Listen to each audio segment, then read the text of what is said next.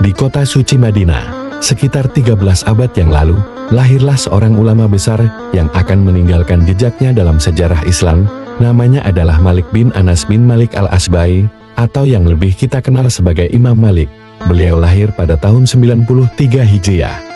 Di tengah keluarga yang mencintai ilmu, keluarganya adalah keturunan dari suku Arab Yaman yang sudah lama menetap di Madinah, kota yang saat itu menjadi pusat ilmu dan tempat tinggal para tabi'in, generasi kedua setelah sahabat Rasulullah. Sejak kecil, Imam Malik telah dibimbing oleh keluarganya, terutama oleh ibunya, yang sangat mendukung kecintaannya pada ilmu. Ibunya adalah sosok yang memperhatikan pendidikan dan akhlak Imam Malik, mengajarkannya sejak dini tentang pentingnya ilmu dan kesopanan. Setiap kali hendak belajar, ibunya selalu memakaikannya pakaian yang rapi, menunjukkan bahwa menuntut ilmu adalah bentuk ibadah dan harus dilakukan dengan penuh penghormatan. Imam Malik hidup di kota Madinah yang dipenuhi oleh para ulama dan tokoh-tokoh ilmu Islam. Pada saat itu, Madinah adalah pusat keilmuan dengan banyak tabi'in yang masih hidup, menyampaikan langsung ilmu yang mereka terima dari para sahabat Rasulullah. Imam Malik belajar dari lebih dari 900 ulama di Madinah, termasuk dari tokoh-tokoh besar seperti Imam Nafi, seorang mantan budak dari Abdullah bin Umar, sahabat Nabi yang terkemuka. Kehidupan di lingkungan penuh ilmu ini membentuk Imam Malik menjadi seorang pencari kebenaran yang cermat dan disiplin. Imam Malik dikenal sangat selektif dalam menyeleksi hadis. Ia berpegang pada prinsip bahwa hanya hadis yang benar-benar sahih yang boleh disampaikan kepada umat. Dari sekitar 100.000 hadis yang ia pelajari, hanya sekitar 1.720 hadis yang ia masukkan ke dalam karyanya, yaitu kitab Al-Muwatta. Imam Malik sangat berhati-hati dalam setiap pilihan hadis yang ia sampaikan, karena ia meyakini bahwa kesalahan dalam menyampaikan hadis berarti menyampaikan informasi yang keliru tentang agama. Di usia sekitar 40 tahun, Imam Malik mulai mengajar di Masjid Nabawi.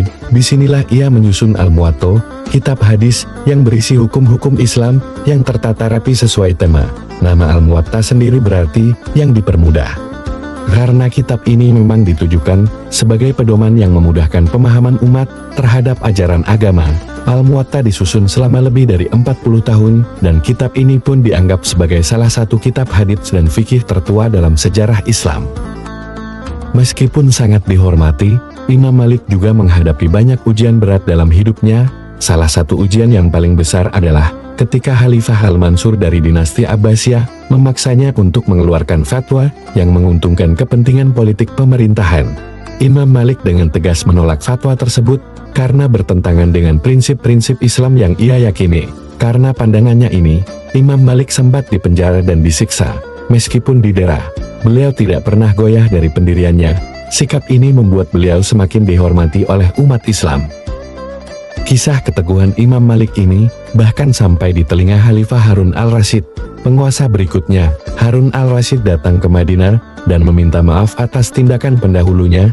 Khalifah bahkan sempat meminta agar Al-Muwatta dijadikan kitab rujukan resmi bagi seluruh umat Islam. Namun, Imam Malik menolak karena ia menghargai perbedaan pendapat yang ada di antara para ulama. Baginya, ilmu tidak boleh dikekang oleh kepentingan politik atau dipaksakan kepada umat.